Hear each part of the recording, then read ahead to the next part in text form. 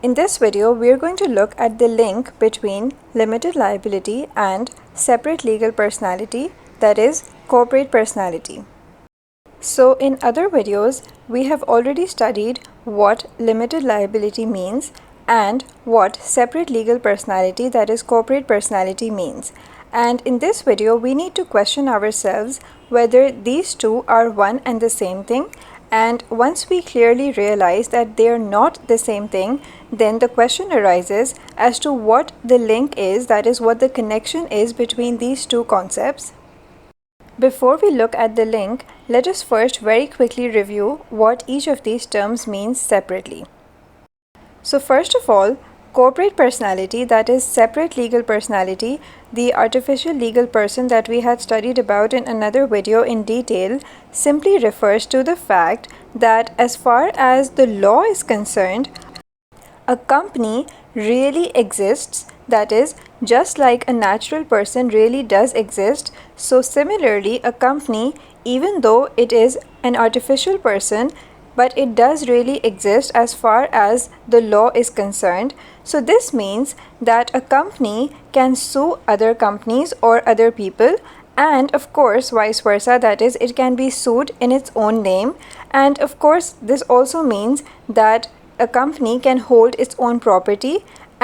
And if you remember, the most important consequence of having a separate legal personality is that just as a company can hold its own property, that is, it holds its own assets, similarly, the company owns its own debts, that is, not only does a company own its own assets, but also that it owns its own debts, which means that limited liability is enabled for the shareholders.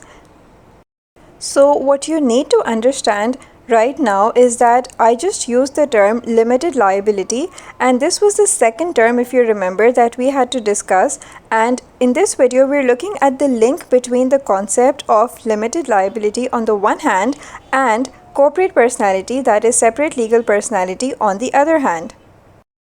Now, if you remember, limited liability simply means that the company is going to be responsible for its own debts, and the shareholders are only going to lose their initial investment in the company, but they will not be responsible for the debts of the company. So this simply means that the shareholders' liability is limited to the amount of their investment in the company. So now that we have reviewed what each of these concepts means separately, let us now try to understand the link between these two concepts. If you have noticed already, when I was explaining the meaning of separate legal personality, that is the meaning of corporate personality, at that time I did mention this term, and initially what I was trying to explain is the fact that there are certain consequences of giving this separate personality, of that is of acquiring corporate personality. So when we say that a company has its own separate legal personality, this simply means that there are certain consequences that follow as soon as we give this separate legal personality, that is this artificial personality, to a company. So the moment that we say that a company really exists, that is, as far as the law is concerned, a company does really exist, there are certain legal consequences that follow. And these consequences we've already mentioned, that is, first and foremost, that a company can enter into contracts with other companies, it can hold its own property, it can sue other companies or other people, and it can be sued in its own name. And the most important of all is that a company, just as it holds its own assets, that is its own property, similarly a company can also hold its own debts. And this particular point that I just said, that is that a company is going to be liable for its own debts, is a consequence of what? It's a consequence of having that separate legal personality. It's a consequence of having that corporate personality. So whenever we say that a company has corporate personality, the fact that it also has limited liability is basically a consequence of having that separate legal personality. So essentially, to put it the other way around, once we recognize the company to be a person, just like any other human being, that is a person like you and me. That is, when we say that a company is also a legal person, that is, in the eyes of the law, the company exists just like a human being exists, and just like a human being, just like a person can go bankrupt, similarly a company can also go bankrupt. Just like a person can own assets and property, similarly a company can, just like a human being, just like a person, it can also own assets.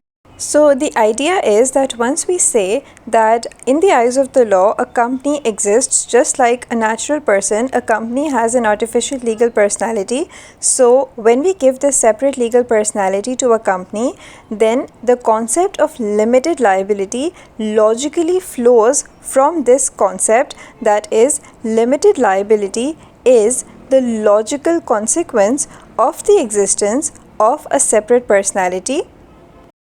To put it very simply, the legal existence of a company simply means that it's going to be responsible for its own debts, and that the shareholders are not going to be responsible for the debts of the company. Why? Because the shareholders and the company are two separate legal entities. They are not the same legal entities.